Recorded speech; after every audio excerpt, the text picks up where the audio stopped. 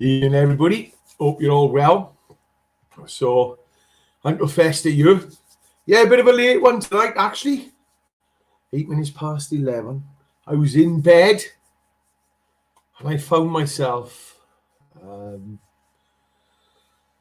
was unable to settle, all right, the sad news of Johnny Mercer either being sacked or stepped down, I'm not sure, all right. So I thought I'd come on quickly, okay, because I've had some links sent to me about statements Johnny Mercer made in the House of Commons, and some headlines that he stepped down as the Minister of Office of Veterans Affairs. Headlines Boris has sacked him, Johnny Mercer stepped down. Anyway, whatever's happened, all right, I got sent a video of Johnny Mercer in the House of Commons talking, and finally got some balls, it seemed, all right. But look, there's a lot of comments on YouTube at the moment. There's about 1,500 comments of people actually saying, "Oh, that's what we need. We need somebody like that to stand up for veterans." And however, Johnny Mercer, for those who followed myself or followed the veterans community, will know Johnny Mercer usually blocks veterans and he treats them stupid himself. So I'm just going to play a quick video of what I've been sent, because people need to know the true facts. Johnny Mercer, he's been up against it. We've told him, and the veterans community. There's a lot of people in the veterans community who've wanted to sit with him for a long time. So I'm going to bring up the video first, all right, of where Johnny stands in the Houses of Commons, and he makes a few statements. So let's play this and listen to his words. Thank you very much, Mr. Speaker. And it's been an interesting debate. As you well know, Mr. Speaker, I thoroughly enjoy any debates in the House that are on military or veterans matters. And today has been another one. I think there's been some very enthusiastic contributions, which is fantastic to see. Some of them are slightly light on detail and facts. And I'm not going to work through sort of correcting all of those, because I understand the premise of the debate, and I will respond to a couple of the points that have been made up. But I would just gently say that we must never treat our service people like they're stupid in this country. And for members to claim that under a Labour government everything has been okay, and under a Conservative government they've slacked and burned the military, is treating people who serve and people in this country like they're stupid. It is fundamentally untrue. There have been challenges all over the years, and the really uncomfortable and embarrassing truth for members who are so loud officers is that I was actually fighting in combat in Afghanistan when my right hand friend was a minister in the department. And I'll tell you for now, Mr. Deputy Speaker, it was a deeply unpleasant experience, and made more unpleasant by the management and the leadership of the department at the time. So I will take no lessons, I'm afraid, in party politics when it comes to what has happened with defence. So straight away, Johnny, he actually speaks up. Let me stop that. So he speaks up and he says, never treat service personnel as if they're stupid. And it's the same for veterans. And that's what he's been doing. Because a lot of veterans have actually tried to hold him account, tried to sit down with the government and tried to get answers. And we've never been able to get them. All right.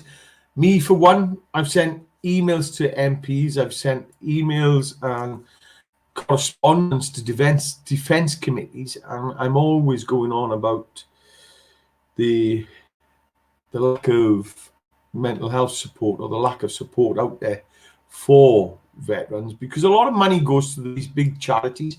The charities are shutting down facilities, and Johnny seems to throw money at the charities, while everything gets closed down and shut down. All right, Royal British Legion, they've shut places down. Help the Heroes have shut down their respites or their, the facilities to help veterans. RAF Association have as well during COVID, and SAFA were given £950,000 to help combat loneliness and combat the dark moments people have. However, the helpline they put in place for £950,000 was only open between 8 o'clock in the morning, and I believe the time was at past 5 in the evening. And anybody who suffers from depression, anxiety, or mental health problems will know usually it's in the darker hours. It's between 6 till 6 o'clock in the morning when you really suffer, or when you need help. So, they give money away to all these charities, and these charities aren't, they're selective with their help. So I want to give you a taste of what really goes on in this world. Johnny Mercer, you see the video. Yeah, Labour. A lot of veterans. Look, Tony Blair sent us to areas of conflict. Tony Blair didn't have no evidence that there's weapons of mass destruction in Iraq. All right. The reason we went there was because Afghanistan wanted to create an Islamic State. Okay. And the Americans helped the Taliban and the Northern Alliance fight the Russians. And they never thought it would happen, but it happened. All right. And all of a sudden, they created ISA. The Western world created the extremism we've seen. And then they went to try and get rid of it. But while they were in Afghanistan, it was ideal because, Saddam Hussein, he's going to sell his oil for euros. That's against the US dollar. So all of a sudden, we found ourselves in Iraq, all right? And the uprising was happening, all right? The spring uprising was happening in Egypt and the rest of the Islamic countries, all right? Especially in North Africa. And we ended up going into Libya and supporting the rebels. But why didn't we ever go to Syria? Syria didn't have anything to offer us. That's why we didn't go there. All right, but we went to Libya. The reason we went to Libya was because Gaddafi was going to sell his oil for Kugaran. So, there was a lot of politics behind there. And yeah, it was a lot of games going on out there. But I'm going to show you now a letter. So,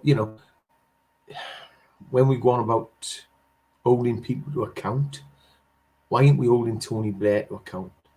Why do we keep chasing our veterans from Northern Ireland? All right, a conflict which happened a long time ago. And Tony Blair and the government, UK government, gave comfort letters and allowed people to walk out of prison free for their atrocities. All right. So this is the type of letter I have wrote. I wrote this letter just a couple of weeks ago, and I'm going to share it because people need to wake up and see what's really going on, all right? And I'll quickly read it out. So it was to the Defence Council, Defence Board, all right? So I sent it to Wallace, Ben Wallace, Johnny Mercer, all right? Jeremy Quinn, James Heppy, Johnny Mercer, a private office, Charles Pate, and I sent it to the Defence Committee, a Defence Board. And I said, Sir Stephen Lovegrave and Mr. Charlie Pate, please could you pass this on to the relevant members of the Defence Council and Board, as I'm unable to obtain military or non-executive board members. As a veteran, I have taken some time to highlight a few concerns I've raised previously to elect members of Parliament, but unfortunately seem to fall on deaf ears. The reason for me to continue to reach out is I have a better understanding of most issues and within the armed services and veterans community, which has enabled me to draw up solutions and connect with many that can bring the change to settle the unrest that is felt at the moment. We continue to waste monies and can save monies. We just ask for a seat at the table to discuss a better way forward for everyone, please. So please help me to help you, et al. And I've read, this is what I wrote, et al. As a selected members of the Defence Council, who were given the formal powers of command and administration of the UK Armed Forces on behalf of Her Majesty the Queen, who is the Commander-in-Chief and members of the Defence Board. I find myself writing to you as a former member of the Household Cavalry Regiment, British Army, as a veteran. Over the last 24 months, I have been writing formal letters to elected members of Parliament, highlighting concerns regarding the lack of support for our armed service personnel and veterans. Today, I am in a fortunate position where serving personnel and veterans were finding themselves lost with the stress of life and fighting that inner battle. Some of these individuals currently serving with our Special Forces section of the Armed Forces. In addition, we have veterans finding themselves struggling with life stresses, which is leading to them either taking their own lives or openly blaming their service or lack of support from the government for their time served. This is detrimental to the MOD and government image, especially with the climate today. We have many individuals reaching out and talking about the lack of support for veterans. What is alarming is the amount of veteran services, 1,800 plus available in the UK, and the amount of funding to assist the rehabilitation, estimated over 1.81 billion a year. But this is still a major ongoing issue, not just with the veterans, but serving personnel. Over the last 48 hours, I have been reviewing defence operating models, which is summarised in the defence purpose to protect the people of the United Kingdom, prevent conflict, and to be ready to fight our enemies. We are prepared for the present, fit for the future. I was alarmed and saddened, to be honest, while reviewing the statement above. It is not being met, as the protection of the people in the United Kingdom is not being achieved. The persistent ignorance of the members of Parliament who are actually form part of the Defence Council, Defence Board, continue to ignore the veterans, raising concerns of the lack of support and continued deaths within the veterans and serving community. It goes on to state in the statement, prevent conflict and ready to fight our enemies. Who are the enemies? As I write this correspondence to you, the veterans community and population of the United Kingdom mood has never been so low. Many feel unseen and unheard, which is a fundamental part of mental health and leads to unrest within the society. Our armed forces are not prepared and far from being fit for the future. Our retention of personnel is continued to fall, and cases regarding mental health are increasing with many fighting units, regiments. Although Johnny Mercer, the Parliamentary Under-Secretary of State of Defence People and Veterans, would have you think there is no problem with our armed services and veterans community, he needs to stop, take off his tinted glasses, and understand that many veterans are linked through their former units and still get information of the morale and ongoing issues, poor morale and ongoing issues. Johnny Mercer encourages funding to support frontline armed force charities across the UK, but does not understand these charities and community interest companies are failing to provide a service. Prime example is SAFA project, keep calm, get connected and carry on. which aims to combat loneliness, isolation amongst those most vulnerable in the armed forces community. They have been granted from the Department of Digital and Culture, Media and Sport a sum of 950,000. They adapted their services frontline, a contact line, but it is only available between 9 o'clock and 5:30 in the evening.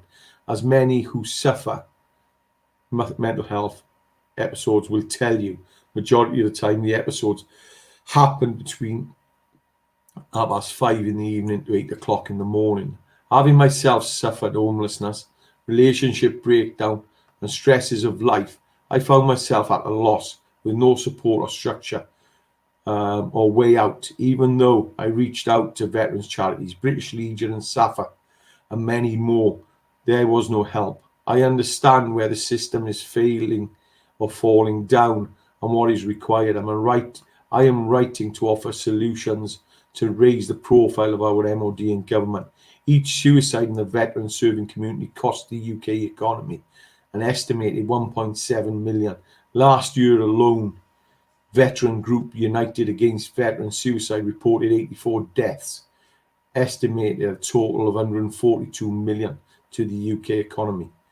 Please view the podcast that I undertook with a retired wing commander from Justice for Veterans, discussing a few of our problems. I have taken my time to write to both groups selected to represent in the MOD to offer solutions and problems that seem just to continue to escalate and is detrimental to the image of the National Armed Services and Veterans community. Please help me to help you. So that's what I sent. And the saddening part is we've had a reply, and the reply is generic. And here's the reply we got on the 9th of April. All right. And it goes on. Dear Mr. Spencer, thank you for your email 21st. All right. To Steve Lovegrove, Sir Steve Lovegrove, Mr. Charlie Pate, as representative of the Defence Council of the United Kingdom, as your email address, the support available to veterans officials at the Office of Veterans Affairs have been asked to take responsibility responding to you.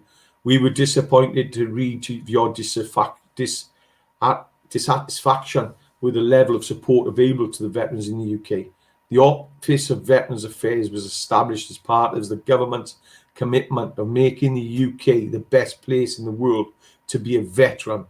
The government has committed to veterans in a way that none of the predecessors have done, and there is no more money being spent on veterans community than ever before. There is more money than ever before. Incidents of mental health issues experienced by service personnel and veterans are broadly equivalent to the incidence of mental health issues among general population. However, mental health is still a key issue, and any suicide is an unacceptable tragedy to the individual, their loved ones, and the military as an institution. We totally committed to tackling this issue. All armed service personnel are supported, dedicated, and comprehensive mental health support. Single service delivery, mental fitness and reliance training as part of the basic training package, and additional training provided at appropriate points throughout their career. Additional defence mental services are configured to provide community-based mental health care in line with the national best practice. They are delivered primarily from a network of 20 permanent locations, including the Departments of Community Mental health teams, and permanent community mental health nurses. These support the provision of healthcare is available as a service primary care facilities. Majority of the veterans access the same mental health care support as the general population through the NHS, improving access to psychological treatment services, and the majority do so successfully with a similar completion rate and to the wider population. To recognise that the veterans use the mainstream healthcare services and best support their health and well-being, we are rolling out a veteran-friendly accredited GP surgery and hospital trust. Over 800 GPs and surgeries, nearly 60 are already signed up, meaning that they have designated clinical veteran leads. They commit to asking patients wherever they have served for those who need it. We have seen a steep change in recent years in the provision of bespoke and specialist mental health services for veterans, including those suffering PTSD, and we continue to invest more each year. And the biggest problem we've got, they do an assessment, and a lot of veterans, when they're in need, they go in, they get assessed, and they then get looked at for a couple of weeks after. And this is what we were trying to get across to them. And we were trying to get across to them the mental health services within the civilian population is broken. And yeah, veterans are not seen. They're put on a waiting list usually. And then, you know, when you're lower than the snake's belly, that's when you need to be actually looked at. So the letter they sent us was a generic letter. They go on about TILS.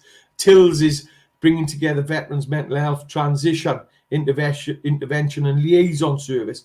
It seems to be the same old letter we get again about how it's generic. It's just all bullshit, to be honest with you, the letter. I'm going to put it up on my toilet as wallpaper, and all the other letters I've had off them, because every letter I've had is the same. All right. They go on about how much money they've given to the leading charities. But I said in my email, the leading charities do not distribute the money. They're actually shutting down their premises, you know, and this is come from Johnny Mercer's office. So if you actually think Johnny Mercer, look, you're sincerely the Office of Veterans Affairs Secretary, all right? So this has come from Johnny Mercer's office, and I've got letters like this from Johnny Mercer. So for people to turn around and actually say, Johnny Mercer, yay, we love you. We support Johnny Mercer because this is the type of guy we want to stand up. All due respects, the guy he's been a picture boy for Boris. Boris's puppet, okay? And veterans have called him out and tried to make him accountable many times. And he's blocked many of us on Twitter because we've actually tried to hold him account. We've still got veterans who are facing prosecution.